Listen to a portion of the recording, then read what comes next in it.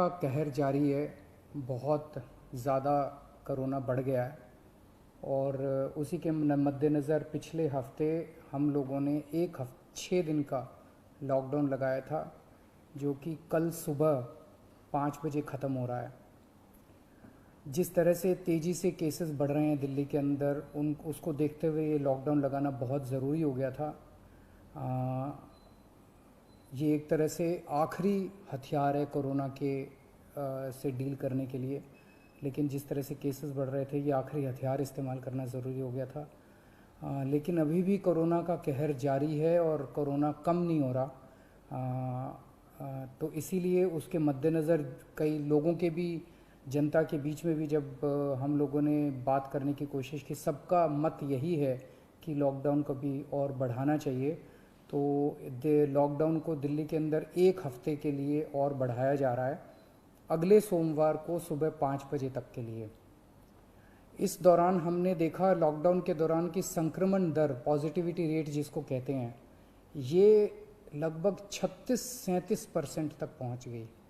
आज तक इतनी संक्रमण दर हमने दिल्ली में तो नहीं देखी, बाकी दुनिया भर में हो सकता हुई हो कहीं पे, लेकिन 36-37% तक संक्रमण दर पहुंच गई।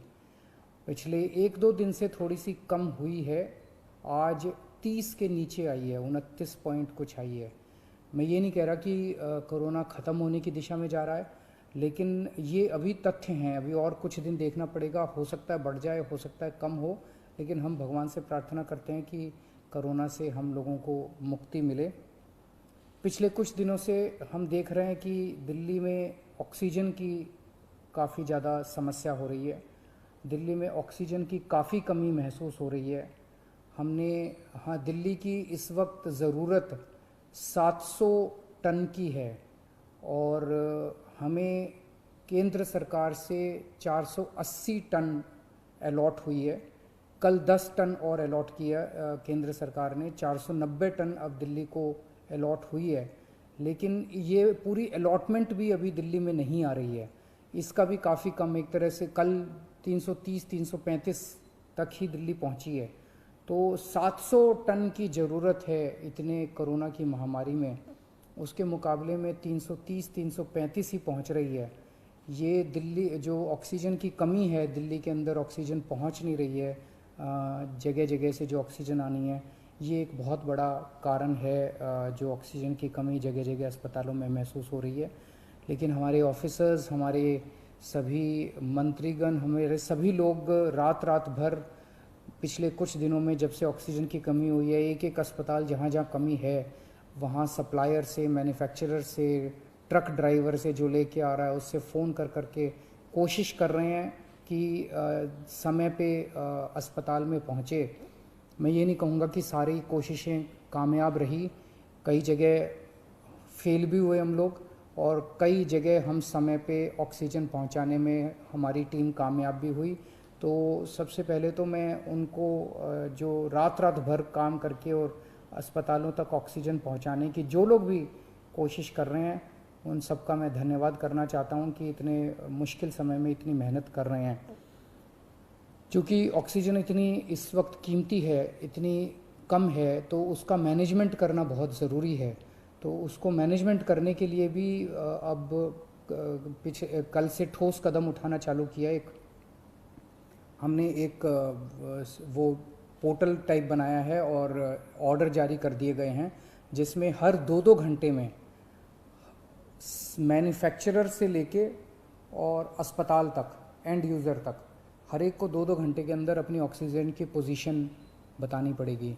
कि मैन्युफैक्चरर को बताना पड़ेगा कि पिछले 2 घंटे के अंदर कितने ट्रक उसके निकले, सप्लायर को बताना पड़ेगा कि कितने ट्रक उसके दिल्ली की तरफ जा रहे हैं, अस्पतालों को बताना पड़ेगा कि पिछले 2 घंटे में कितनी इस्तेमाल हो गई, कितने घंटे की और बच गई।